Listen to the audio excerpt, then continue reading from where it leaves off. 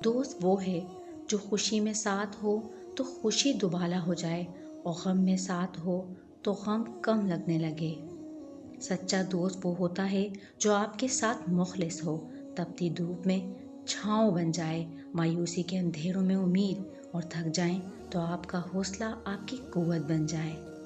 जिंदगी में किसी गम गुसार रफीक या हमनशी का ना होना बड़ी बदनसीबी है। बेहतरीन दोस्त आपकी खुश नसीबी है। दोस्त पर एतमाद ही दोस्ती की दलील है। जिस दोस्ती में एतमाद नहीं वो दोस्ती नहीं। दोस्त का इंतखाब सोच समझ कर करें। दोस्त आपकी पहचान है, आपका दोस्त आपकी परछाई है। दोस्त की तवज्जो और निगरानी से इरादों को उड़ान मिलती है।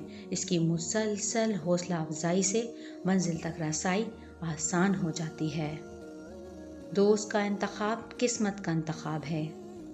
आपकी अच्छी या बुरी किस्मत आपकी कामयाब या नाकाम संगतें हैं। एक दानिश्वर कहता है, तुम मुझे अपने दोस्त बताओ, मैं तुम्हें तुम्हारा मुस्तकबिल बताऊंगा। आप सल्लल्लाहु अलैहि वसल्लम ने फरमाया, आदमी अपने दोस्त के दीन पर होता है, इसलिए तुम में से हर शख्स को ये देखना चाहिए कि वो किस से दोस्ती कर रहा है।